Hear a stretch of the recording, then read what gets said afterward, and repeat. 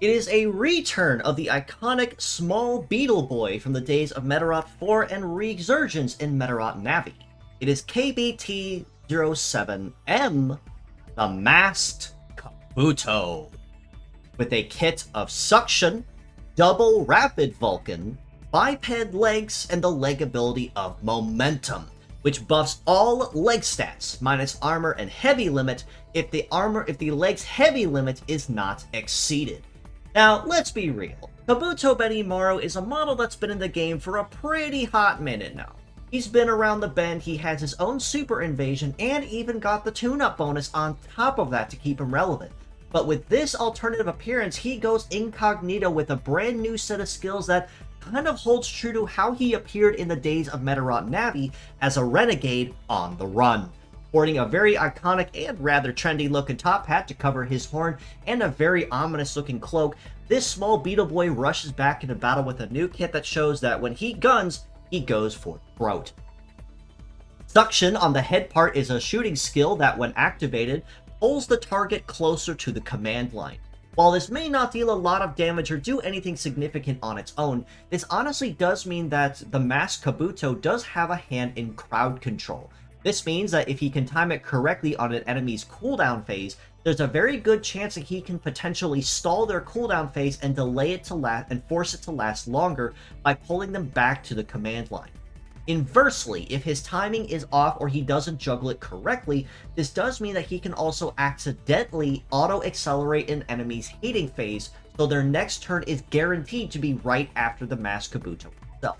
So some caution and some practice timing will be advised if you plan to use Suction in this capacity.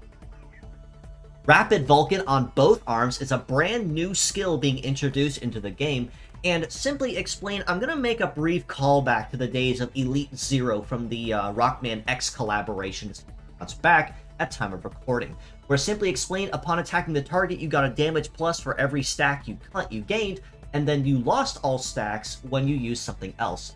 This is basically the same case. Rapid Vulcan is a scatter type of attack, which means it damages one part normally and then two others randomly, but it also gets a damage plus for every consecutive use. So the more times you use it, the higher that damage plus stack go, and the more dangerous that this scatter skill becomes.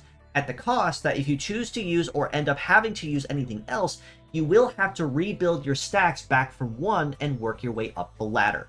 Now, it is also worth noting, though, that as a scatter-type skill, this does also mean that Rapid Vulcan can shred through any enemy shields that are trying to intercept him. So if there is an enemy defender on the field that's just trying to get under your skin, this is a very good way to not only stack a free damage plus for every use, but also shred through their defenses as you try to brute force it. Biped Legs means that the Masked Kabuto will have very solid coverage across most terrains pretty well, and much like the OG counterpart of Kabuto Benimaru himself, he is kind of squishy. With the base mobility of 954, though, he is most certainly off on a very solid start when it comes to speed. An evade of 881 isn't too terrible. He'll dodge or graze as he pleases, but something you're not really going to want to focus on or expect too heavily.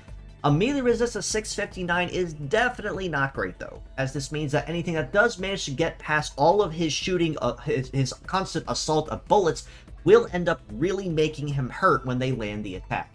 And a shoot resist of 1054, it's better, but not that much better, as he's still going to be very squishy when it comes to his damage reduction. In armor, he's really not doing all that well either, with a head armor of just shy of 3600, arms at 3359 each, and legs at just shy of 3800. A lot of his bulk is going to be focused very solidly on his head and his legs, so when he takes a hit, it's going to be very painful no matter which way you look at it. And it's going to be very heavily emphasized that if you do plan to use the Masked Kabuto, make sure you have somebody that can cover his butt and keep his damage to a minimum. However, with a base attack of 1510 there on his head for Suction, and starting damages at 1353 and 1762 for both arms of Rapid Vulcan, those are only going to be going up for every consecutive use. So while they may not be super successful on their own, with neither having a success stat over 1000, having heating and cooling in the low 700s to high 900s means that he can fire this off extremely quickly and get back and forth from the starting line to the command line with no real drawback or drop in his overall pace as the fight progresses. All this being said, though, as a pure set score, I honestly have to rate the Masked Kabuto a pretty well-rounded 7 out of 10. While he is definitely squishy in the damage reduction and the armor department, he's still making up for it very much so in spades with both his very high heating and cooling on his arms and the fact that Rapid Vulcan gets a damage plus every single time that he uses it, stacking up to a certain point. At the cost, of course, that this does mean that if you end up having to use anything else or the arm gets broken, you will have to restart your stacks back up. But with high heat stats and mobility, this is pretty easily skirted. Plus, momentum means as long as he doesn't reach his heavy limit, he does get a free leg stats bonus on top of this to kind of compensate for his relatively squishy stats on those legs.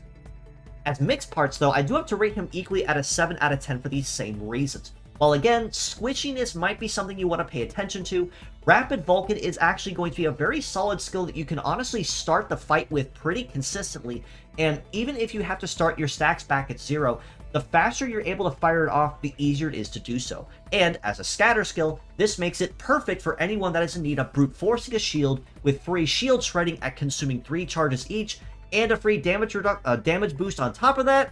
That's honestly a really hard deal to ignore.